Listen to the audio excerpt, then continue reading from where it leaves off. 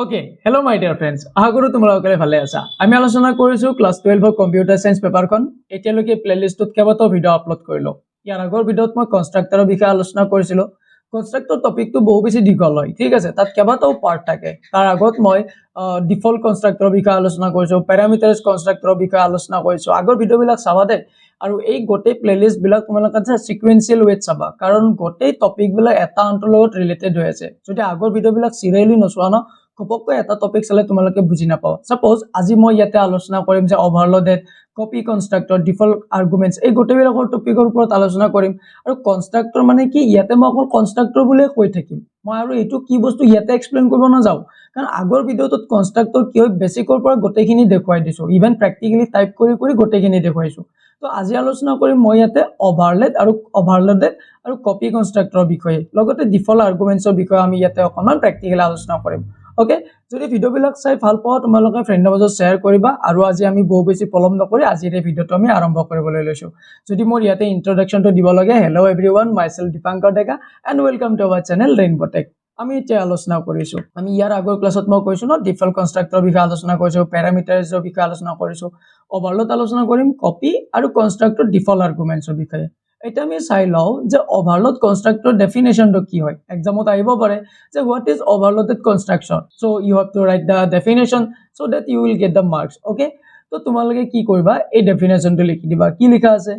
when a class has more than one constructor with different parameters it is called constructor overloading অর্থাৎ এটা ক্লাসত যেতিয়া এটা কনস্ট্ৰাক্টৰৰ ওপৰত বেছি কনস্ট্ৰাক্টৰ থাকে এটা কনস্ট্ৰাক্টৰতকৈ বেছি কনস্ট্ৰাক্টৰ থাকে আৰু তাৰ প্যাৰামিটাৰ বিলাক যদি ডিফাৰেন্ট হয় তেনেকুৱা ধৰণৰ কনস্ট্ৰাক্টৰ বিলাকক ওভাৰলোডিং কনস্ট্ৰাক্টৰ বুলি কোৱা হয় This is a form of polymorphism in C++.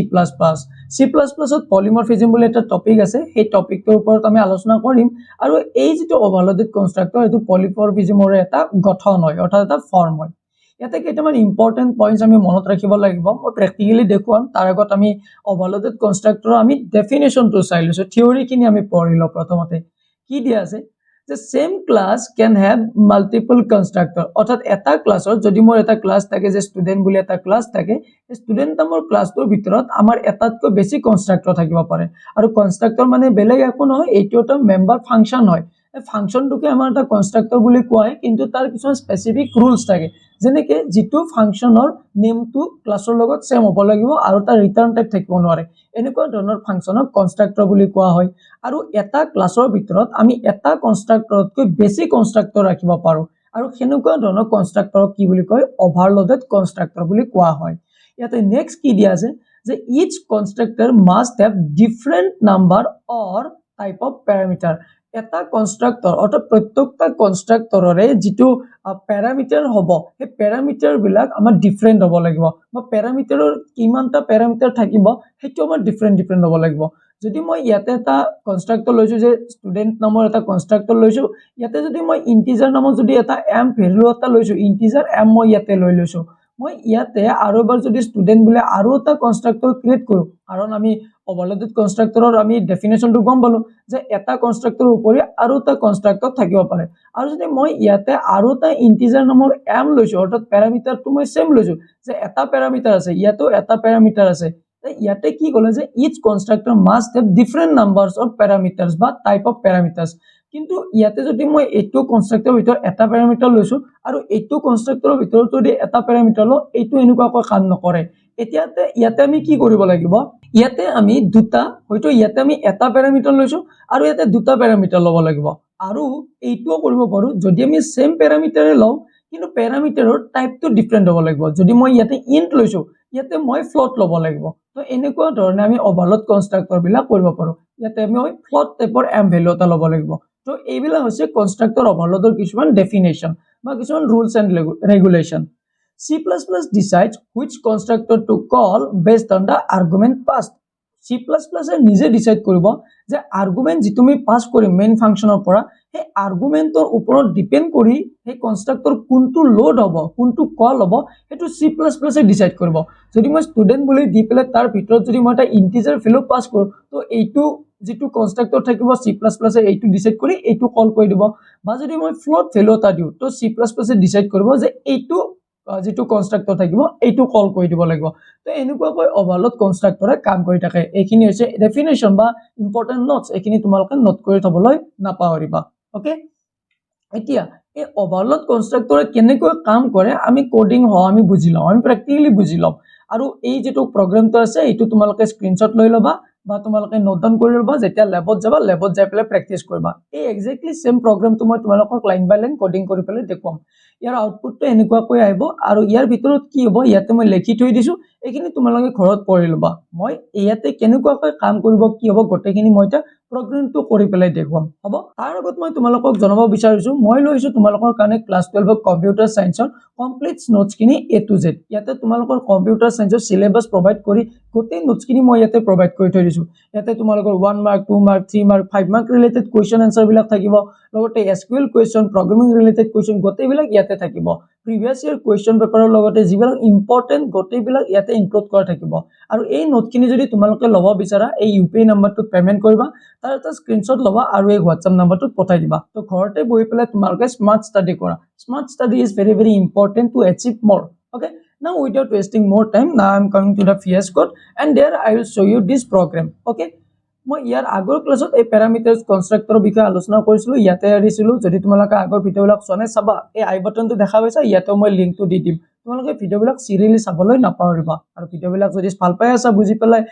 পাইও আছা তে ফ্ৰেণ্ডৰ মাজত শেয়াৰ কৰিবা আৰু কমেন্ট সেকশনত জনাবলৈ নাপাহৰিবা কিবা এৰৰ আহি গল একো এৰৰ অহা নাই এইটো কিবা প্ৰটেকচনৰ মেছেজ আহি গৈছে এতিয়া মই ইয়াতে এটা নতুনকৈ ফাইল এটা ক্ৰিয়েট কৰি লৈছো এই ফাইলটোত মই প্ৰথমতে কি দেখুৱাম মই তোমালোকক দেখুৱাম সেইটো হৈছে ওভাৰলোডেড কনস্ট্ৰাক্টৰৰ বিষয়ে মই তোমালোকক দেখুৱাম হ'ব এতিয়া মই ইয়াতে এটা ফাইল এটা ক্ৰিয়েট কৰি লওঁ ফাইলটো ক্ৰিয়েট কৰি লৈছো ইয়াৰ ফাইল নেমটো মই ইয়াতে দিছো যে ওভাৰলোডেড constructor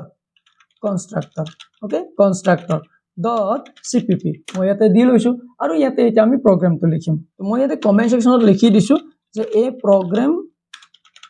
to show overloaded constructor okay এটা মই প্ৰগ্ৰামটো লিখি লৈছো যে has include iostream তাৰ পিছত মই ইয়াতে নেম স্পেচটো ইনক্লুড কৰি লৈছো নেম স্পেচ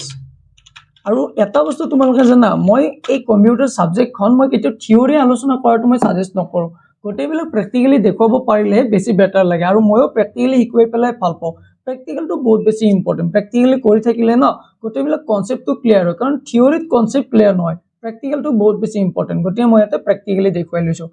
এতিয়া মই ইয়াতে এটা ক্লাস ক্ৰিয়েট কৰি লৈছো ওকে তো ক্লাসটোৰ নেম দিছো মই ষ্টুডেন্ট বুলি ক্লাস নেমটো দিছো ষ্টুডেন্ট বুলি যেটো আগৰ এক্সাম্পল লৈছো তেনেকুৱা ধৰণৰ এক্সাম্পল লৈছো স্যাৰ এইটো কি বস্তু ক্লাস কি বস্তু অবজেক্ট কি বস্তু আচ্ছা তুমি মানে প্ৰথমে ভিডিওটো আজি প্ৰথম চাইছা নেকি তো হেগুটে তোমাৰ এনেকুৱা লাগিছে তুমি এটা কাম কৰিবা আগৰ ভিডিওবিলাক চাই লবা সিৰিয়ালি চাবা তেতিয়া গোটেইবিলাক বস্তু বুজি পাবা বাকিবিলাকে এনেকুৱা অসুবিধা পোৱা নাই কাৰণ বাকিবিলাকে অলৰেডি এইবিলাক কি বস্তু গম পায় তেওঁলোকে আগৰ পৰা ভিডিওবিলাক চাইছে আই বাটনতো লিংক পাবা তাৰ পৰা চাই লবা ওকে মই ইয়াতে এটা ষ্টুডেন্ট নামৰ এটা ক্লাস ক্ৰিয়েট কৰিলো আৰু ইয়াৰ ভিতৰত মই দুটা ডাটা মেম্বাৰ লৈ লৈছো এটা লৈছো যে ইন্টিজাৰ ৰোল নাম্বাৰ আৰু এটা মই লৈ লৈছো ইয়াতে আৰু এটা কি বুলি লৈ লম মই ইয়াতে আৰু এটা লৈ লৈছো যে ফ্লোট মাৰ্ক মই ফ্লোট মাৰ্কস বুলি ইয়াতে লৈ লৈছো ইয়াতে মই দুটা ডাটা মেম্বাৰ লৈ লৈছো এতিয়া মই ইয়াতে পাব্লিক এক্সেস স্পেসিফায়াৰৰ সৈতে মই ইয়াতে দুটা ফাংশন ক্ৰিয়েট কৰিম কনস্ট্ৰাক্টৰ দুটা ক্ৰিয়েট কৰিম এটা কনস্ট্ৰাক্টৰৰ নেমটো মই দিলো যে ষ্টুডেন্ট তাৰ পিছত মই ইয়াৰ ভিতৰত এটা কোডখিনি লিখিম মই ইয়াতে দেখাব কি বিচাৰিছো যে ওভাৰলোডেড কনস্ট্ৰাক্টৰ কি বস্তু মই ইয়াতে এটা ফাংশন লিখিছো আৰু ইয়াতে অৰ্থাৎ এটা কনস্ট্ৰাক্টৰ লিখিছো ইয়াতে যেটো ৰোল নম্বৰ থাকিব এই ৰোল নম্বৰটোত মই ইয়াতে এটা ভ্যালু এসাইন কৰি দিছো হেতু 11 ওকে তাৰ পিছত মই আৰু এটা ফাংশন লৈছো আৰু যেটো মোৰ ডাটা মেম্বাৰস আছে এই ডাটা মেম্বাৰসটোৰ ভিতৰতো মই ইয়াতে কি কৰিছো মই ইয়াতে এটা ভ্যালু এসাইন কৰি দিছো 45.43 এইটো মই ইয়াতে লৈ লৈছো আচ্ছা মই এইটো তলতো লিখিব পাৰো বা সেমিকোলন দিয়াৰ পিছত মই এইটো এটা লাইনতে লিখিব পাৰো কাৰণ ইয়াতে এইটো লাইন ইয়াতে ফিনিশ হোৱা বুজায় মই ইয়াতে এইটো লৈ ললো এইটো হৈছে মোৰ কি এইটো এটা ডিফল্ট কনস্ট্ৰাক্টৰ বুলি লৈছো কিয় কাৰণ ইয়াতে মই ভ্যালু এটা পাৰ্মানেন্টলি ফিক্স কৰি থৈ দিছো যে ইয়াতে ৰোল নম্বৰ 11 এ আহিব আৰু এইটো মাৰ্কসটো 45.43 আহিব এটো ডিফল্ট ইয়াতে ভ্যালুটো মই ইয়াতে এসাইন কৰি থৈ দিছো যদি কেতিয়াবা বেলেগ ভ্যালু আমি বেলেগ কিবা অবজেক্টত বা ডাটা মেম্বাৰত আমি এক্সেস এছাইন নকৰো তো এই দুটা অটোমেটিকলি কল হৈ যাব তো এইটো আমাৰ এটা কি হয় ডিফল্ট কনষ্ট্ৰাক্টৰ এটা ক্ৰিয়েট কৰি থলো এইবাৰ মই এটা কাম কৰিছো মই ইয়াতে আৰু এটা কনষ্ট্ৰাক্টৰ ক্ৰিয়েট কৰিছো সেইটোৰ নাম কি দিছো মই ষ্টুডেন্টে দিছো তো এইটোৱে হ'ব আমাৰ কি এইটোকে ক'ব কনষ্ট্ৰাক্টৰ ওভাৰলোডেড অৰ্থাৎ সেম কনষ্ট্ৰাক্টৰ আমি ইয়াতে এটাতকৈ বেছি ক্ৰিয়েট কৰিছো কিন্তু ইয়াৰ এটা ডেফিনেশনটো কি দিয়া আছিল যে ইয়াৰ যেটো প্যাৰামিটাৰ হ'ব এই প্যাৰামিটাৰ বিলাক হয়তো আমাৰ ডিফাৰেন্ট হ'ব লাগিব বা তাৰ নাম্বাৰটো ডিফাৰেন্ট হ'ব লাগিব বা তাৰ আমাৰ যেটো ডাটা টাইপ থাকিব যেটো ৰিটাৰ্ন টাইপ থাকিব হেতু আমাৰ ডিফাৰেন্ট হ'ব লাগিব যদি মই ইয়াতে ইন্টিজাৰ লও তো ইয়াতে মই কি ল'ব লাগিব ফ্লোট ল'ব লাগিব এনেকুৱা ধৰণে কৰিব লাগিব তো ইয়াতে মই দুটা প্যাৰামিটাৰ লৈ লৈছো এটা প্যাৰামিটাৰ আচ্ছা প্যাৰামিটাৰাইজ কনষ্ট্ৰাক্টৰ কি মই আগৰ ভিডিঅত আলোচনা কৰিছো এইটো এটা মোৰ প্যাৰামিটাৰাইজ কনষ্ট্ৰাক্টৰ হ'ব ঠিক আছে মই তাৰ ভিতৰত কনসেপ্টটো কৈছো যে ওভাৰলোডেড কনষ্ট্ৰাক্টৰ মানে কেনেকুৱা বুজায় যে এটা কনষ্ট্ৰাক্টৰৰ ওপৰত আৰু এটা কনষ্ট্ৰাক্টৰ ক্ৰিয়েট কৰা এইটোকে কয় ওভাৰলোডেড কনষ্ট্ৰাক্টৰ তো তোমালোকে প্যাৰামিটাৰাইজ কনষ্ট্ৰাক্টৰ আৰু কি মোক নুসুধিবা এতিয়া এইটো মই প্যাৰামিটাৰাইজ কনষ্ট্ৰাক্টৰ বনাই আছো তো প্যাৰামিটাৰাইজ কনষ্ট্ৰাক্টৰটো কি এই আই বাটনত লিংকটো পাবা হেতু চাই লবা কাৰণ মই প্যাৰামিটাৰাইজ কনষ্ট্ৰাক্টৰ কি আগৰ ভিডিঅত আলোচনা কৰিছো তো ইয়াতে মই দুটা প্যাৰামিটাৰ লৈছো এটা প্যাৰামিটাৰ লৈছো যে ইন্টিজাৰ নামৰ r অৰ্থাৎ r নামৰ এটা ইন্টিজাৰ লৈছো আৰু এটা ফ্লোট নামৰ ইয়াতে m এটা মই ইয়াতে লৈ থৈছো এটো ইয়াতে লৈ লৈছো নেক্সট ইয়াতে মই এতিয়া মই এই কনষ্ট্ৰাক্টৰটোৰ কাম কি হ'ব যেটো ৰোল নম্বৰ থাকিব এইটো ৰোল নম্বৰ থাকিব এই ৰোল নম্বৰটোত মই r এইটো লৈ লৈছো কাৰণ যেটো মেইন ফাংচনৰ পৰা মই আৰ্গুমেন্ট পাস কৰিম এই পাস কৰা আৰ্গুমেন্টে r এ ক্যাচ কৰিব বা m এ ক্যাচ কৰিব আৰু এই m এ বা r এ ক্যাচ কৰিবলে এই যেটো ৰোল নম্বৰ থাকিব এই ডাটা মেম্বাৰটোত এছাইন কৰি দিব সপোজ মেইন ফাংচনৰ পৰা যদি মই r ৰ ভ্যালু এটা ইয়াৰ পৰা যদি মই r ৰ ভ্যালুটো 15 বুলি পঠাই দিও তো 15 টো ইয়াতে r ৰ পৰা ইয়ালৈকে আহিব আৰু r টো যদি মই ইয়াতে এছাইন কৰি দিছো তো বৰ্তমান ৰোল নম্বৰৰ ভ্যালু কি হৈছে এইটো 15 হৈ আছে এইটো এনেকুৱাকৈ কাম কৰিব এইটো কনষ্ট্ৰাক্টৰৰ কাম হ'ব এইটো তো নেক্সট মই ইয়াতে আৰু এটা এইবাৰ যেটো ফ্লোট যেটো মাৰ্ক আছে সেই মাৰ্কত মই কি কৰিছো এই যেটো m নামৰ যেটো ফ্লোট আমি আৰ্গুমেন্ট ওয়াইজ পাস কৰিম হেতু ইয়াতে মই এছাইন কৰি থৈ দিছো তো এইটো কনষ্ট্ৰাক্টৰৰ কাম হ'ব এইটো এতিয়া মই ইয়াতে এটা নৰমাল মেম্বাৰ ফাংচন এটা ক্ৰিয়েট কৰি লৈছো এইটো নেম দিছো মই যে void display মই আগৰ एग्जांपल বিলাকে লৈছো সেইবিলাকে অলপ ডিফাৰেন্টলি গটেখিনি টপিক কভাৰ কৰিবলৈ চেষ্টা কৰো যাতে মই ডিফাৰেন্ট एग्जांपल লৈ খেলি মেলি নকৰো তোমালোকক void display বুলি লৈছো আৰু ইয়াতে ইয়াৰ কাম হ'ব ডিসপ্লে কৰা অৰ্থাৎ শো কৰা মই ইয়াতে কি শো কৰিব বিচাৰিছো মই শো কৰিব বিচাৰিছো ইয়াতে মোৰ প্ৰথমতে মাৰ্কটো শো হ'ব the mark is the roll number is প্ৰথমতে roll number to show কৰো the roll number is এনেকে দি দিলো তাৰ পিছত ইয়াতে আমাৰ roll number to show হ'ব তো ইয়াতে মই roll number to ইয়াতে যেটো আমাৰ ডাটা মেম্বাৰ আছে এটো ইয়াতে দি ললো আৰু মই ইয়াতে এন্ডেল নামৰ স্টেটমেন্টটো লৈ পেলাই মই লাইনটো এন্ড কৰি দিছো আচ্ছা এটা কাম কৰিছো এইখিনি কপি কৰি লৈছো ইয়াতে এইফালে এটো পেস্ট কৰিছো ইয়াতে এটো জাস্ট চেঞ্জ কৰিছো এবাৰ মই মাৰ্কটো শো আউট কৰিম তো ইয়াতে মই মাৰ্কটো লৈ লৈছো আৰু ইয়াতে মই ৰোল নম্বৰ লিখিব নোৱাৰো ইয়াতে কোনটো ভেৰিয়েবল নেম লিখিব লাগিব মাৰ্কটো কাৰণ মাৰ্কটো হে মাৰ্কটো ষ্ট'ৰ কৰি ৰাখিছে তো ইয়াতে মোৰ এই ক্লাছৰ ভিতৰত দুটা কনষ্ট্ৰাক্টৰ লিখিলো আৰু এই যেটো দুটা কনষ্ট্ৰাক্টৰ লিখিলো ইয়াকে কয় আমাৰ কনষ্ট্ৰাক্টৰ ওভাৰলোডিং অৰ্থাৎ এটা কনষ্ট্ৰাক্টৰ নহয় আমি ইয়াতে এটাতকৈ বেছি কনষ্ট্ৰাক্টৰ লিখিব পাৰো কিন্তু ইয়াৰ প্যাৰামিটাৰ বিলাক আমি চেঞ্জ কৰিব লাগিব যদি মই ইয়াতে ইন্টিজাৰ r দিছো আৰু যদি ইয়াতে ফ্লোট m দিছো আৰু যদি এইটো ফাংচনৰ এইটো কনষ্ট্ৰাক্টৰ যদি মই ইয়াতে ইন্টিজাৰ r লও আৰু ইয়াতে যদি মই ফ্লোট m লও এইটো তেতিয়া মোৰ এনেকুৱা কৈ নহব এইটো মই ডিফাৰেন্ট হ'ব লাগিব হয়তো মই ইয়াতে অকল এটা প্যাৰামিটাৰ লম বা ইয়াতে মই ইয়াতে ফ্লোট নলৈ পেলাই মই ইয়াতে ক্যাৰেক্টাৰ টাইপৰ ল'ব লাগিব ইয়াতে ক্যাৰেক্টাৰ টাইপত মই ইয়াতে ক্যাৰেক্টাৰ এটা লৈ লম বা হয়তো মই ইয়াতে কিবা বুলিয়ান টাইপৰ লৈ লম মোৰ মুঠতে যেটো ৰিটাৰ্ন টাইপ হ'ব এটো সেপাৰেট হ'ব লাগিব অৰ্থাৎ কিবা এনেকুৱা এটা ইউনিক বস্তু থাকিব লাগিব যত এটা মানে এইটো দুটা সেম নহয় বুলি গম পায় ক্লাস নেম এইটো যেটো কনষ্ট্ৰাক্টৰ নেমটো থাকিব এইটো সেম থাকিব কিন্তু ভিতৰত এনেকুৱা ধৰণৰ কিবা দুটা বস্তু সেপাৰেট কে লিখিব লাগিব যেটো মানে এনেকুৱাকে দেখে যে এই দুইটা সেপাৰেট হয় কাৰণ C++ যে নহলে কনফিউজ হৈ যাব যে কোনটো কনষ্ট্ৰাক্টৰ কল কৰিব লাগিব কাৰণ সেম হ'ব নোৱাৰে ইয়াৰে কিবা এটা বস্তু হয়তো আমি সেপাৰেট কৰিব লাগিব তো ইয়াতে আমি সেপাৰেট বৰ্তমান কি কৰি থৈ দিছো যে এইটো যেটো কনষ্ট্ৰাক্টৰ এইটো কনষ্ট্ৰাক্টৰ মই একো আৰ্গুমেন্ট পাস কৰাই নাই কোনো প্যাৰামিটাৰ লোৱাই নাই ইয়াতে জাস্ট ডিফল্ট কনষ্ট্ৰাক্টৰ এটা ক্ৰিয়েট কৰিছো আৰু এইটো কনষ্ট্ৰাক্টৰ এটা ক্ৰিয়েট কৰিছো এইটো যে প্যাৰামিটাৰছ কনষ্ট্ৰাক্টৰ ইয়াতে মই কিছুমান প্যাৰামিটাৰ পাস কৰিছো এই দুইটা বেলেগ হৈ থাকিল এতিয়া মই ইয়াতে সেমিকলন দিছো আৰু ইয়াতে এটা মই মেইন ফাংচনটো ক্ৰিয়েট কৰিছো মই মেইন ফাংচনটো লৈ লৈছো আৰু মেইন ফাংচনৰ ভিতৰত এটা আমি কি কৰিম আমি মেইন ফাংচনৰ ভিতৰত আমি প্ৰথমতে আমাৰ ক্লাছ নেমটো দিম আৰু এই ক্লাছ নেমটোৰ পিছত আমি এতিয়া এটা অবজেক্ট ক্ৰিয়েট কৰিম আৰু আমি অলপ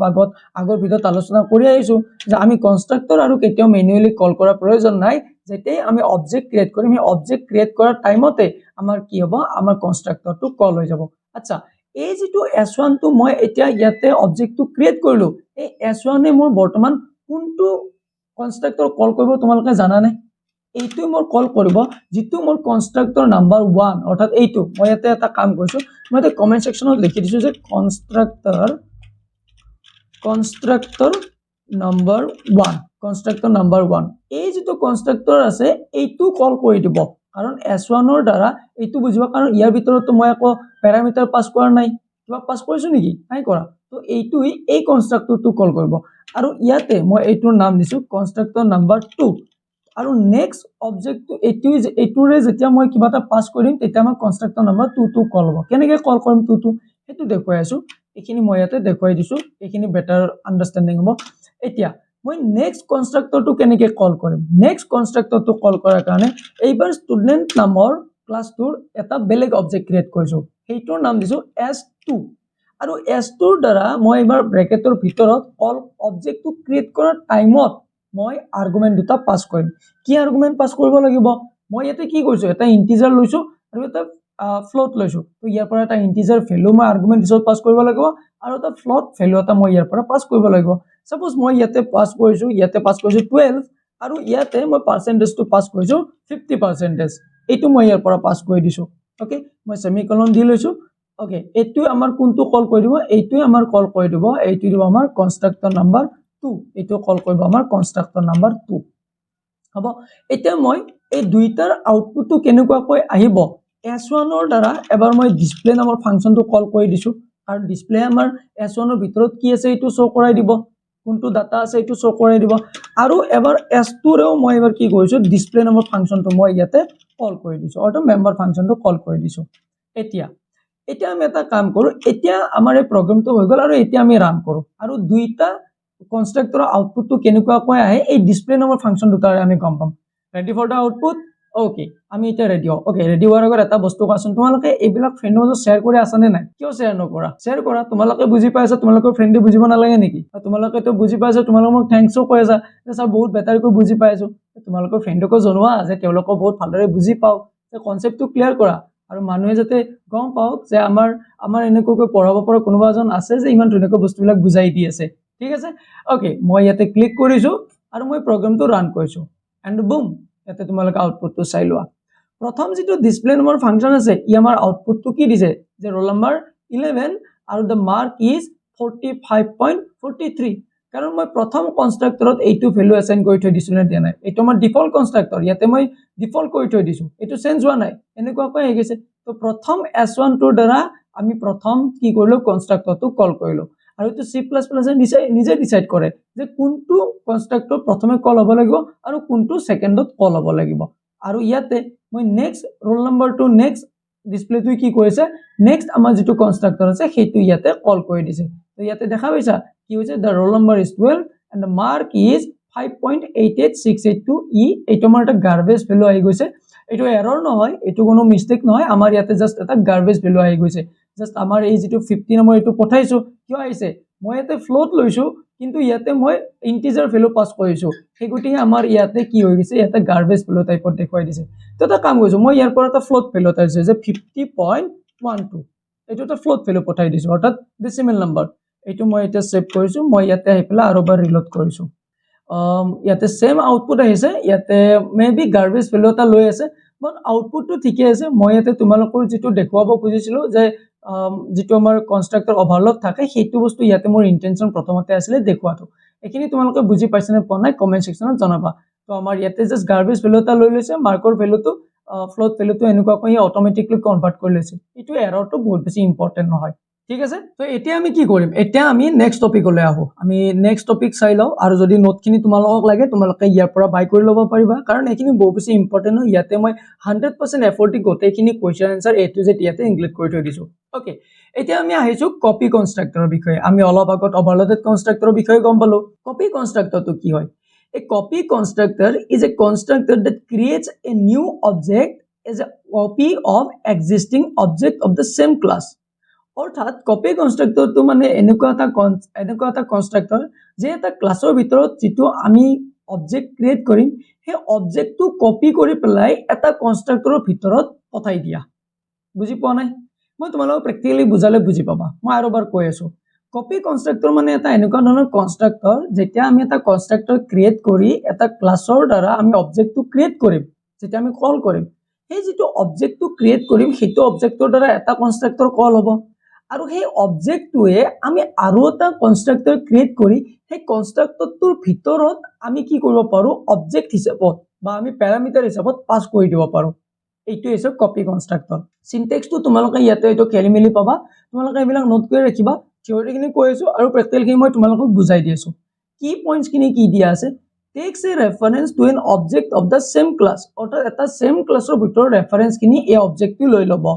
used to copy one object into another অৰ্থাৎ এটা অবজেক্টটো কপি কৰি পেলাই এটা বেলেগ কৰি লোৱা অৰ্থাৎ এটা অবজেক্ট আমি এবাৰ কল কৰিছো এটা অবজেক্ট আমি ক্ৰিয়েট কৰিছো সেই অবজেক্টটোৱে আমি আৰু এটা অবজেক্টৰ ভিতৰত পাস কৰি দিব পাৰো তো তেতিয়া আমাৰ কি হ'ব এটা কনষ্ট্ৰাক্টৰে কপি হৈ যাব C++ provides a default copy constructor আৰু C++ এটা default copy constructor সদায় provide কৰি দিয়ে object created is আমি suppose কেনেকৈ ক্ৰিয়েট কৰিব পাৰো ষ্টুডেন্ট নামৰ ক্লাছটো ক্ৰিয়েট কৰিছিলো তাৰ এটা অবজেক্ট ক্ৰিয়েট কৰিছো s2 বুলি আৰু s2 ৰ ভিতৰত আমি এবাৰ আৰ্গুমেন্ট যত কি কৰিছো আমি s1 নামৰ যেটো অবজেক্ট থাকিব সেইটো ইয়াৰ ভিতৰত আমি পাস কৰি দিছো তো এইটোকে কপি কনষ্ট্ৰাক্টৰ বুলি মই ইয়াতে প্ৰগ্ৰামটো লৈ আইছো এইটো কপি কনষ্ট্ৰাক্টৰৰ এক্সাম্পল ইয়াৰে আউটপুটটো এনেকুৱা কৈ আহিব তোমালোকে এইবিলাক স্ক্ৰিনশ্বট লৈ পেলাই নোট ডাউন কৰিব পাৰিবা আৰু ইয়াতে আউটপুট বিলাক চাই লবা যদি তোমালোকৰ প্ৰেক্টিস কৰিবলৈ নিজৰ হাতত কম্পিউটাৰ নাই মই ইয়াতে তোমালোকক প্ৰেক্টিকেলি এইখিনি দেখুৱাইছো কপি কনষ্ট্ৰাক্টৰটো কেনেকুৱাকৈ কাম কৰিব হ'ব এতিয়া মই ইয়াতে কোডিং এডিটৰলৈকে আহিছো মই ইয়াতে তোমালোকৰ যেটো কপি কনষ্ট্ৰাক্টৰ আছে হেতু ম্যানুয়ালি টাইপ কৰিব নাযাও মই ইয়াতে টাইপ কৰি থৈ দিছো অলপ আগত টাইপ কৰি থৈ দিছো এতিয়া মই তোমালোকক প্ৰগ্ৰামটো ধুনিয়াকৈ বুজাই দি আছো গোটেইখিনি বুজি পাবা তোমালোকে চিন্তা কৰিব নালাগে স্যাৰ আপুনি কৰি থৈ দিছে স্যাৰ আমি কি বুজি পাম মই তোমালোকক লাইন বাই লাইন প্ৰগ্ৰামটো বুজাই আছো তোমালোকে তেতিয়া বুজি পাবা প্ৰথমতে মই ইয়াতে কি কৈছো এটা হেডাৰ ফাইল লৈছো তাৰ পিছত নেমস্পেস std এইটো মই লৈ লৈছো এইটো ইম্পৰ্টেন্ট তাৰ পিছত মই এটা ক্লাস ক্ৰিয়েট কৰিছো হেতুৰ নাম দিছো ষ্টুডেন্ট বুলি তাৰ পিছত মই এটা দুটা ডাটা মেম্বাৰ ললো এটা ইন্টিজাৰ ৰোল নম্বৰ আৰু এটা মাৰ্ক বুলি এইখিনি লৈকে সেম হৈ আছে কিবা ডিফাৰেন্ট পাইছা নেকি একোটো পোৱা নাই ওকে তাৰ পিছত পাব্লিক এক্সেস স্পেসিফায়াৰৰ হৈতে মই ইয়াতে এটা ষ্টুডেন্ট নামৰ এটা কনষ্ট্ৰাক্টৰ লৈছো আৰু ইয়াতে আৰু এটা কনষ্ট্ৰাক্টৰ লৈছো প্ৰথম কনষ্ট্ৰাক্টৰটো লৈকে আহিছো প্ৰথম কনষ্ট্ৰাক্টৰটোত কি কৰিছো মই ইয়াতে এটা ইন্টিজাৰ নামৰ r নামৰ এটা ইন্টিজাৰ প্যাৰামিটাৰ লৈছো আৰু ইয়াতে m নামৰ ফ্লোট নামৰ এটা কি কৰিছো ইয়াতে প্যাৰামিটাৰ লৈছো আৰু এনেকুৱা ধৰণৰ যেতিয়া আমি প্যাৰামিটাৰ পাস কৰিম এটা কনষ্ট্ৰাক্টৰ ভিতৰত হেতু আমি কি বুলি কও প্যাৰামিটাৰ কনষ্ট্ৰাক্টৰ এইবিলাক মই আলোচনা কৰিছো আগৰ ভিডিঅত তোমালোকে চাই লবা প্লেলিষ্ট বিলাক আৰু এতিয়া কি কৰিছো এই যেটো মই ডাটা মেম্বাৰ ৰোল নম্বৰটো লৈ লৈছিলো এই ৰোল নম্বৰত যেটো r অৰ্থাৎ প্যাৰামিটাৰ আমি পাস কৰিছিলো যেটো আৰ্গুমেন্ট আমি মেইন ফাংচনৰ পৰা পঠাম এই যেটো ভ্যালু হ'ব r ৰ ভ্যালুটো অৰ্থাৎ যদি মই মেইন ফাংচনৰ পৰা 5 পঠাও তো r ৰ ভ্যালু বৰ্তমান কি হয় 5 আৰু 5 টো মই কি কৰিছো এতিয়া ৰোল নম্বৰত এসাইন কৰি দিছো অৰ্থাৎ r টো ইয়াতে এসাইন কৰিছো মানে কি r ৰ যেটো ভ্যালু হ'ব হেতু মই মেইন ফাংচনত অৰ্থাৎ ৰোল নম্বৰ যেটো ডাটা মেম্বাৰ আছে ইয়াতে এসাইন কৰি থৈ দিছো আৰু মাৰ্ক নামৰ যেটো আমাৰ ডাটা মেম্বাৰ আছে ইয়াতো আমি m ৰ যেটো আমাৰ ভ্যালু আহিব হেতু ইয়াতে এসাইন কৰি থৈ দিছো এতিয়া নেক্সট আৰু এটা মই কনষ্ট্ৰাক্টৰ ক্ৰিয়েট কৰিছো ষ্টুডেন্ট নামৰ এইবাৰ কিন্তু কি কৈছো এই যেটো কনষ্ট্ৰাক্টৰ ক্ৰিয়েট কৰিছো এই কনষ্ট্ৰাক্টৰৰ ভিতৰত প্ৰথমতে যেটো কনষ্ট্ৰাক্টৰ মোৰ ইয়াতে আছিল সেই কনষ্ট্ৰাক্টৰটো মই ইয়াতে পাস কৰি দিছো আৰু এই কনষ্ট্ৰাক্টৰটো মই কি কৰিছো অবজেক্টটো কপি কৰি পেলাই পঠাইছো আৰু অবজেক্টটো কেনেকৈ কপি কৰি পঠাই এটা এম্পাৰচেণ্ড সিম্বলটো দি পেলাই obj বুলি লিখো অৰ্থাৎ obj টো কিয় লিখিছো এটো আমি বেলেগো দিব পাৰো এটো আমি s2 বুলিও দিব পাৰো আমি s2 বুলিও দিব পাৰো যি ইচ্ছা আমি এটো দিব পাৰো আমি a b c d দিব পাৰো এটো আমি a b c d দিব পাৰো আমি যেটো ইচ্ছা হেতু দিব পাৰো মই obj বুলি দি থৈ দিছো অৰ্থাৎ অবজেক্ট ষ্টুডেন্ট নামৰ যেটো আমাৰ প্ৰথম কনষ্ট্ৰাক্টৰ আছিল তাৰ যেটো অবজেক্ট আমি মেইন ফাংচনত ক্ৰিয়েট কৰিম না হেতু মই ইয়াতে পাস কৰি থৈ দিছো আৰু যেটো ৰোল নম্বৰ আছে এই ৰোল নম্বৰত কি কৰিছো অবজেক্টৰ দ্বাৰা ডট যেটো স্কোপ ৰিজলিউশন অপাৰেটৰ আছে ডট অপাৰেটৰটো ব্যৱহাৰ কৰি পেলাই ৰোল নম্বৰটো মই এক্সেস কৰিছো আৰু এইটো অবজেক্টৰ দ্বাৰা এই মাৰ্কত কি কৰিছো যেটো মাৰ্ক মোৰ ইয়াতে আছে সেই মাৰ্কটো মই ইয়াতে এসাইন কৰি দিছো বুজি পাইছা ঠিক আছে তাৰ পিছত মই ইয়াতে এটা ফাংচন লৈছো হেতুৰ নাম দিছো void display বুলি আৰু এইটোৰ কাম বেলেগ একো নাই যি দুটা ৰোল নম্বৰ হ'ব সেই দুটা ডিসপ্লে কৰি দিয়া হ'ব এইখিনিলৈকে হৈছে এটা আমি মেইন ফাংচনলৈকে আহো মেইন ফাংচনৰ দ্বাৰা আৰু বেটাৰকৈ বুজি পাবা মেইন ফাংচনত কি কৰিছো প্ৰথম যেটো ষ্টুডেন্ট নামৰ কনস্ট্ৰাক্টৰ আছিলে সৰি ষ্টুডেন্ট নামৰ কনস্ট্ৰাক্টৰটো বাদ দিয়া প্ৰথম যেটো আমাৰ ক্লাস আছিলে ষ্টুডেন্ট নামৰ ক্লাসটো এই ষ্টুডেন্ট নামৰ ক্লাসটো মই এটা অবজেক্ট ক্ৰিয়েট কৰিছো অবজেক্টটোৰ নেম দিছো মই কি s1 আৰু এই s1 ৰ ভিতৰত যেটো মই ইয়াতে এটা কনস্ট্ৰাক্টৰটো কল কৰিব বিচাৰিছো একেলগে কনস্ট্ৰাক্টৰটোত আৰ্গুমেন্ট পাস কৰিব বিচাৰিছো তো s1 ৰ ভিতৰত কি কৰিছো মই এই যেটোটা আমাৰ আৰ্গুমেন্ট আমি প্যাৰামিটাৰ লৈছিলো এই প্যাৰামিটাৰ এগেইনষ্টত মই আৰ্গুমেন্ট দুটা পাস কৰি দিছো প্ৰথমতে মই 101 পঠাইছো আৰু নেক্সট মই এটা ফ্লোট ভ্যালু পঠাইছো এইটো যে 85.5 এইটো পঠোৱাৰ লগে লগে মোৰ প্ৰথমতে এইটো কনস্ট্ৰাক্টৰ কল হৈ যাব আৰু ডিসপ্লে কি কৰিব এইটো এইখিনি ডিসপ্লে কৰাই দিব নেক্সট মই আৰু এটা কনস্ট্ৰাক্টৰ আৰু এটা ক্লাস সৰি মই নেক্সট আৰু কি কৰিছো এটা ক্লাস যেটো ক্লাস আছিল আমাৰ ষ্টুডেন্ট বুলি সেই ক্লাসটোৰে s2 নামৰ এটা সেপাৰেট অবজেক্ট ক্ৰিয়েট কৰিছো প্ৰথমটো অবজেক্ট আছিল s1 আৰু নেক্সট ক্লাসটো মই আৰু এটা অবজেক্ট ক্ৰিয়েট কৰিছো s1 s2 বুলি আমি যিমান ইচ্ছা হিমান আমি অবজেক্ট ক্ৰিয়েট কৰিব পাৰো সেই s2 ক্ৰিয়েট কৰি পেলাই s2 ৰ ভিতৰত এবাৰ কি কৰিছো জানা মই আৰ্গুমেন্ট হিচাপত s1 টো কপি কৰি পেলাই ইয়াতে পঠাই দিছো সোৱা s1 টো পঠাই দিছো নে দিয়া নাই দিছো আৰু s1 টো আমি পঠোৱাৰ সিনট্যাক্সটো এইটো হয় s1 টো মই ইয়াতে ডাইৰেক্ট পঠাই দিছো আৰু ইয়াতে এক্সেস কিহেৰে কৰিছো &obj মই ইয়াতে s1 বুলি দিছো ইয়াতে মই obj বুলি নিদি পেলাই a বুলিও দিব পাৰো সাপোজ মই ইয়াতে a বুলি দিছো আৰু ইয়াতে যদি a দিছো তো obj নহয় আমি ইয়াতে কি দিব লাগিব a আমি a টো ৰে এক্সেস কৰিব পাৰো আৰু ইয়াতে মই কি দিছো a বুলি ইয়াতে দি দিছো হ'ব ঠিক আছে মই সেভ কৰি লৈছো তাৰ পিছত মই ইয়াতে সি আউট কৰি দিছো দুইটা যে অবজেক্ট s1 ৰ অবজেক্টটো কি হ'ব ইয়াতে সি আউট কৰি দিছো আৰু অবজেক্টটোৰ যেটো আমাৰ সি আউট হ'ব সেইটো ইয়াতে মই সি আউট কৰি দিছো ওকে এইখিনি দ্বাৰা গম পাম অবজেক্ট s1 ৰ আমি সি আউটটো গম পাম আৰু ইয়াৰ পৰা আমি অবজেক্ট 2 টোৰ c2 টো আমি ইয়াৰ পৰা গম পাম এইখিনি গম পাইছা নে পোৱা নাই কপি কনস্ট্ৰাক্টৰ মানে মই আৰু এটা ক্লাস ক্ৰিয়েট কৰিছো ক্লাসটোৰ ভিতৰত মই s2 নামৰ এটা এক্সট্ৰা অবজেক্ট ক্ৰিয়েট কৰিছো আৰু s2 ভিতৰত প্ৰথম যেটো অবজেক্ট আছিল সেইটো ইয়াতে মই পাস কৰি দিছো আৰু পাস কৰি কেনেকৈ দিছো ইয়াতে কপি কৰি দি দিছো তো s1 ৰ ভিতৰত যেটো ডাটা থাকিব সেইটো ডাটাই আমাৰ ইয়াতে কপি হৈ যাব মই সেভ কৰি লৈছো এটো ৰান কৰাৰ লগে লগে তোমালোকে আউটপুটটো দেখিলে গম পাবা তোমালোকে আউটপুটটো চাই লোৱা কি হৈছে অবজেক্ট 1 অৰ্থাৎ s1 ৰ ডাটাটো চাই লোৱা মই যিখিনি সিলেক্ট কৰি দিছো ইয়াতে s1 ৰ ৰোল নম্বৰটো 101 আহিছে আৰু মাৰ্কসটো 85.2 আহিছে আৰু এবাৰ অবজেক্ট 2 টোৰ খিনি চাই লোৱা অবজেক্ট 2 টো খিনি চাই লোৱা যে ৰোল নম্বৰটো 101 আহিছে আৰু মাৰ্কসটো কি আহিছে 85.5 আহিছে অৰ্থাৎ এইটোৰ ডাটাটো হেইটোত কপি কৰি দিছে তো এনেকুৱাকৈ আমাৰ কপি কনস্ট্ৰাক্টৰে কাম কৰি থাকে বুজি পাইছা নে পোৱা নাই কমেন্ট সেকশনত জনাবা আৰু ফ্ৰেণ্ডৰ মাজত শেয়াৰ কৰিবলৈ নাপাহৰিবা এতিয়া আমি কপি কনস্ট্ৰাক্টৰ বুজি পালো এখিনি তোমালোকে স্ক্ৰিনশ্বট লৈ লবা ওকে তোমালোকে কপি নোট কৰিবা আৰু যেতিয়া ল্যাবত যাবা প্ৰেক্টিস কৰিব পাৰিবা এতিয়া আমি আলোচনা কৰিবলৈ লৈছো আৰু এটা টপিক এইটো আমাৰ লাষ্ট টপিক এই ভিডিওটোৰ হেতু হৈছে কনস্ট্ৰাক্টৰ উইথ ডিফল্ট আৰ্গুমেন্টস অৰ্থাৎ এটা কনস্ট্ৰাক্টৰৰ ভিতৰত কিছুমান বাই ডিফল্ট অৰ্থাৎ আমি এটা ভ্যালু এটা সেট কৰি থৈ দিব পাৰো হেতু কেনেকুৱাকৈ কৰিব পাৰো কি আছে A constructor with default arguments has parameters with preset values অর্থাৎ কিছুমান এনেকুৱা ধৰণৰ প্যাৰামিটাৰ থাকে বা আৰ্গুমেন্ট থাকে যত আমাৰ ভ্যালুসটো প্ৰিসেট হৈ থাকে অৰ্থাৎ অলৰেডি সেট হৈ থাকে if no value is passed the default is used automatically যদি আমি আৰ্গুমেন্ট ওয়াইজ যদি কিবা এটা ভ্যালু পাস নকৰো তো যেটো বাই ডিফল্ট আমাৰ এটা আৰ্গুমেন্টৰ ভ্যালু থাকিব সেইটো কনস্ট্ৰাক্টৰে অটোমেটিক্যালি লৈ লব ওকে মই তোমালোকক প্ৰ্যাকটিক্যালি দেখুৱাই আছো তাৰ আগত থিওৰি খিনি চাই লোৱা সিনট্যাক্সটো হৈছে যে আমি ক্লাস নেম এটা থাকিব লাগিব তাৰ ভিতৰত আমি ডিফল্ট কি কৰিম আমি r ৰ এটা ভ্যালু 0 বুলি লৈ লম আৰু ফ্লোটৰ ভ্যালুটো 0.0 বুলি লৈ লম আৰু তাৰ ভিতৰত আমি এসাইন কৰি দি আমি কামখিনি কৰিব পাৰো কেনেকুৱা ধৰণৰ ডিফল্ট আৰ্গুমেন্টে কেনেকুৱাকৈ কাম কৰে এখিনি তোমালোকে গম পাবা কি পইণ্টছ খিনি কি দিয়া আছে যে default values set in parameter list অৰ্থাৎ ভ্যালুজ তুমি প্যাৰামিটাৰ লিষ্টত আমি সেট কৰিব পাৰো works like default plus parameters both অৰ্থাৎ ডিফল্ট কনস্ট্ৰাক্টৰ আৰু প্যাৰামিটাৰস কনস্ট্ৰাক্টৰত দুইটা ধৰণতে ই কাম কৰিব পাৰে অপশনাল টু পাস আৰ্গুমেন্টস অৰ্থাৎ আৰ্গুমেন্টস বিলাক পাস কৰা তোমাৰ অপশনাল হৈ পৰে যদি পাস কৰো তো কৰিব পাৰো যদি নকৰো তো নকৰিলে একো কথা নাই উদাহৰণস্বৰূপে যে 3 ways to create an object ইয়াতে তিনিটা ways আমি অবজেক্ট এটা ক্ৰিয়েট কৰিব পাৰো ডিফল্ট আৰ্গুমেন্টছৰ লগত যদি মই প্ৰথমতে s1 ষ্টুডেন্ট নামৰ ক্লাসটো যদি s1 টো ক্ৰিয়েট কৰো তো এইটো আমাৰ কি হ'ব যে ইউজেস ডিফল্ট ডিফল্ট ভ্যালু যদি মই 0 আৰু এনেকুৱাকৈ এসাইন কৰি থৈ দিও আৰু যদি s1 টো এনেকুৱাকৈ আমি জাস্ট কল কৰি থৈ দিও আমি ক্ৰিয়েট কৰি থৈ দিও তো আমাৰ আউটপুটটো ৰোল নম্বৰ 0 আৰু 0.0 আহিব আৰু যদি সেম ক্লাছটো মই এটা এক্সট্ৰা অবজেক্ট ক্ৰিয়েট কৰি তাৰ ভিতৰত মই অকল ৰোল নম্বৰটো এসাইন কৰিছো কিন্তু মই যেটো পাৰ্সেন্টেজ সৰি যেটো মাৰ্ক আছে হেতু মই পাস নাই কৰা মই অকল এটা প্যাৰামিটাৰ পাস কৰিছো এটা আৰ্গুমেন্ট পাস কৰিছো তো হি কি কৰিব জানা ৰোল নম্বৰটো 101 বুলি দিব আৰু মাৰ্কটো 0.0 বুলি দিব আৰু এইটো হৈছে ডিফল্ট কাৰণ 0.0 তো আমি এটা কনস্ট্ৰাক্টৰৰ ভিতৰত ক্ৰিয়েট কৰি থৈ দিব পাৰো আৰু যদি মই ইয়াতে ষ্টুডেন্ট নামৰ আৰু এবাৰ ক্লাছটো মই কল কৰিছো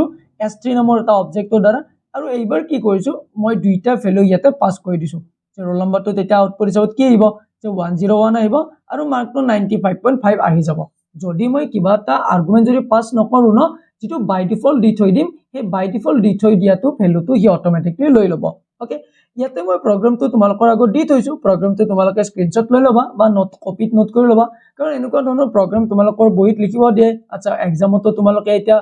ল্যাপটপ নপোৱা বা কম্পিউটাৰ নপোৱা বহিত তোমালোকৰ এনেকুৱা ধৰণৰ প্ৰগ্ৰাম লিখিব দিয়ে তেতিয়া তোমালোকে বহিতে লিখিব লাগিব বহিত প্ৰগ্ৰাম লিখা প্ৰেক্টিছটো তোমালোকে ৰাখি থবা নহলে এনি টাইম এআই ইউজ কৰি পেলাই কামবিলাক কৰি থাকিলে পিছত মেনুৱেলি কেনেকৈ কামবিলাক কৰে হেবিলাক তোমালোকে পাহৰি যাবা this is very important to do something from manually okay now I will open this VS Code and there I will show you how this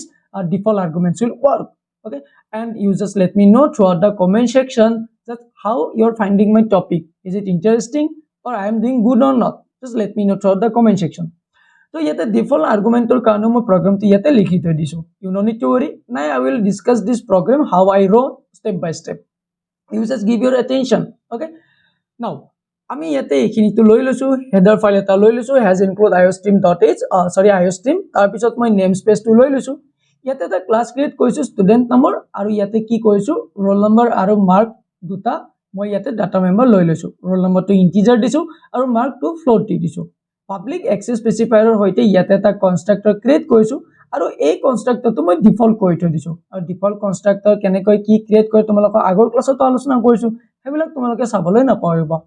এই যেটো কনস্ট্ৰাক্টৰ আছে ইয়াতে মই আৰ্গুমেন্ট ডিফল্ট কৰি থৈ দিছো কি ডিফল্ট কৰি থৈ দিছো যে যেটো আৰ্গুমেন্ট মেইন ফাংচনৰ পৰা পঠাব হেতু পঠালে একো আপত্তি নাই আমি হেতু লব পাৰিম যদি নপঠাই তেতিয়া আমাৰ একো আপত্তি নাই কাৰণ ইয়াতে মই ষ্টুডেন্ট নামৰ কনস্ট্ৰাক্টৰৰ ভিতৰত মই ইয়াতে ইন্টিজাৰ বুলি r এটা লৈছো এটা ভেৰিয়েবল লৈছো আৰু ইয়াতে 0 এটা এসাইন কৰি থৈ দিছো আৰু যেটো ফ্লোট নম্বৰ m আছে ইয়াতে মই 0.0 ইয়াতে এসাইন কৰি থৈ দিছো আৰু মই ৰোল নম্বৰ ইকুৱেল ইয়াতে r এটা এসাইন কৰি থৈ দিছো আৰু মাৰ্কটো আমি m তে এসাইন কৰি থৈ দিছো যদি r আৰু m ৰ ভ্যালু যদি আমাক মেইন ফাংচনৰ পৰা আৰ্গুমেন্ট ওয়াইজ পাস নকৰে then by default this c++ program will assign this roll number value will be 0 and this mark value will be 0.0 if the user will not send the argument from the main function I hope it is clear to you now I will do one thing I will create again one member function which is display this is very basic function this function will work only one way that is to display this roll number or the marks eto here main কাম okay eto function or hetu কাম মই ইয়াতে ক্লাসটো finish কৰিলো আৰু ইয়াতে main ফাংচনটো মই ইয়াতে ক্ৰিয়েট কৰিছো নাও মেইন ফাংচনটো অকমান ইন্টাৰেষ্ট দিছ মন লাগে শুনি লবা চাই লবা মই প্ৰথমতে ষ্টুডেন্ট নামৰ ক্লাসটো কল ক্ৰিয়েট কৰি ক্লাসটোৰ এটা s1 number object create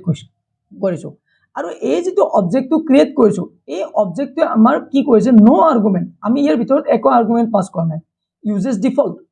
if we will not pass any arguments then how it will show you the output মই এটা কাম কৰিছো মই এই গোটেইখিনি কমেন্ট আউট কৰি দিছো এইখিনি কমেন্ট আউট কৰিছো আৰু এইখিনিও কমেন্ট আউট কৰিছো প্ৰথমতে আমি s1 ৰ আউটপুটটো চাই লও যে s1 টো যদি মই ইয়াতে অকল এইটো কল কৰি দিও আৰু এইটো দি s আউট কৰো বা এইটো দি s আউট কৰো তোমালোকে চোৱাচোন ইয়াৰ আউটপুটটো কেনেকুৱা কৈ আহিব ইয়াৰ আউটপুটটো কি আছে যে 0 0 কাৰণ ইয়াতে মই একো এটা পাস কৰা নাই পাস কৰিছো নেকি ইয়াতে কিবা একো পাস কৰা নাই তো ইয়াতে কি আহিছে যেটো বাই ডিফল্ট 0 0 আছিল এই 0 0 টো ইয়াতে আহি গৈছে ঠিক আছে বুজি পাইছা এইবাৰ মই এটা কাম কৰিছো মই ইয়াতে কি কৰিছো এইবাৰ s22 যেটো আছে s2 ৰ ভিতৰত মই ইয়াতে এটা এইখিনি কমেন্ট আউট কৰিছো অকল s2 টোৰ ভিতৰত মই ৰোল নম্বৰটো পাস কৰিছো কিন্তু পাৰ্সেন্টেজটো পাস কৰা নাই আৰু s2 টো ইয়াতে কল কৰিছো ওকে এটা মই ইয়াতে আউটপুটে চাইলো এইবাৰ কি আহে ওকে তো ইয়াতে দুইটা 0 0 হৈ গৈছে কিবা এটা এৰৰ হৈছে মোক এৰৰখিনি চাবলৈ দিয়া এৰৰটো বহুত বেছি ইম্পৰ্টেণ্ট, কিবা এটা ভুল হৈছে সেই ভুলটো চাবলৈ দিয়া। এটা কাম কৰিছোঁ, ষ্টুডেণ্ট S3 যিটো আছে এইটো কমেণ্টত কৰিছোঁ, অকল যিটো আমাৰ S2 আছে সেইটো মই ইয়াতে এটা ভেলু পাছ কৰি দিছোঁ আৰু S2টো ইয়াতে মই ডিছপ্লে নামৰ ফাংচনটো কল কৰি দিছোঁ। এইবাৰ মই ইয়াতে আউটপুটটো চাই লওঁ, এইবাৰ ঠিকে আছে নে নাই? Yes, okay. এইবাৰ চোৱা, S1ৰ প্ৰথমতে ডিছপ্লে ফাংচনটো অকল 00 দি দিছিলে, চোৱা দেখা পাইছা? আৰু নেক্সট S2টো কল কৰোঁতে কি কৰিছে, মই ইয়াতে S2ত অকল 101 পাছ কৰিছোঁ, অকল 101, তো 101টো ইয়াতে লৈ লৈছে, কিন্তু মাৰ্কটো মই ইয়াতে পঠাইছোঁ নেকি? মই মাৰ্কটো একো পঠোৱা নাই। তো কি কৰিছে, এই যিটো ষ্টুডেণ্ট নামৰ কনষ্ট্ৰাক্টৰে তাৰ মাৰ্কছটো 0.0টো অট'মেটিকলি নিজে ইয়াতে এছাইন কৰি দিছে, দেখা পাইছে? ইয়াতে 0 আহি গৈছে, ঠিক আছে? তো এনেকুৱাকৈ ই আমাৰ কাম কৰি থাকে। তো ইয়াতে মই এইটো কমেণ্ট আউটটো ইয়াৰ পৰা গুচাই দিছোঁ। এইবাৰ মই S3টো চাই লওঁ। S3টোত কি কৰিছোঁ, এইবাৰ মই দুইটা আৰ্গুমেণ্ট পাছ কৰিছোঁ, ৰোল নম্বৰো দিছোঁ আৰু পাৰ্চেণ্টেজটোও দি দিছোঁ। এইবাৰ মই এইটো ৰান কৰিছোঁ আৰু ইয়াতে তোমালোকে চাই লোৱা কি হৈছে, যে ৰোল নম্বৰ 101 আৰু মাৰ্কছটো 95.5। তো তিনিওটাৰে আউটপুটটো ছেপাৰেটলি আহিছে নে অহা নাই? আহিছে, right? So' I hope whatever I have discussed practically you have understand nicely, and you are understanding or not, let me know throughout the comment section. I am trying my best to teach you practically and theoretically. মই যিমান পাৰোঁ ইমান best কৰি তোমালোকক গোটেইখিনি পঢ়াবলৈ চেষ্টা কৰিছোঁ। বুজি পাইছে নে পোৱা নাই? তোমালোকে মোক কমেণ্ট সেকশ্যনত জনাবা আৰু এইবিলাক নোট কৰি থবলৈ নাপাহৰিবা। আৰু যদি তোমালোকে নোটখিনি কৰিবলৈ টান পাইছা, মই ইয়াতে কমপ্লিট নোটছখিনি লৈ আহিছোঁ। এই নোটখিনি তোমালোকে ইয়াৰ পৰা বাই কৰি ল'বা। এটা কমপ্লিট নোটছখিনি A to Z দিয়া আছে। মই বাৰে প্ৰতি কৈছোঁ, কাৰণ এইখিনি নোটছে তোমালোকক ফাইনেল এক্সামত বহুখিনি প্ৰকাৰে হেল্প কৰিব। I have given my 100% when I am preparing these notes. If you want to buy, just pay in this UPI number 299, then take a screenshot and send in WhatsApp number. You will get these notes in the PDF form, then you can download it and you can print out it. It will help you to get a good score. Now, আমি next class কি আলোচনা কৰিম? Okay, next class আলোচনা কৰাৰ আগত ইয়াতে মই এটা কম্পেৰিজন লৈ আহিছোঁ গোটেইবিলাক কনষ্ট্ৰাক্টৰৰ ওপৰত, আৰু এইটো বহু বেছি ইম্পৰ্টেণ্ট, নোট কৰি থবা, ইয়াৰ ওপৰত কুৱেশ্যন আহে। Okay, এইখিনি তোমালোকে নোট কৰিবা। মই ইয়াতে এটা এটাকৈ মাতিবলৈ নাযাওঁ, ভিডিঅ'টো বহু বেছি দীঘল হৈ যাব। Okay, তো আৰু নেক্সট ক্লাছ আমি আলোচনা কৰিম ডেষ্ট্ৰাক্টৰৰ ওপৰত। কনষ্ট্ৰাক্টৰ পঢ়িলোঁ আৰু এইবাৰ আমি আলোচনা কৰিম ডেষ্ট্ৰাক্টৰ। এইটো বহু বেছি ইণ্টাৰেষ্টিং টপিক হয়, আৰু এনেকুৱা ধৰণৰ ইণ্টাৰেষ্টিং টপিকবিলাক চাই থকাৰ কাৰণে তোমালোকে মোৰ চেনেলটো ছাবস্ক্ৰাইব কৰিবলৈ নাপাহৰিবা, ঠিক আছে? আৰু ফ্ৰেণ্ডৰ মাজত শ্বেয়াৰ কৰা। আজিলৈকে এইখিনিয়ে, ধন্যবাদ।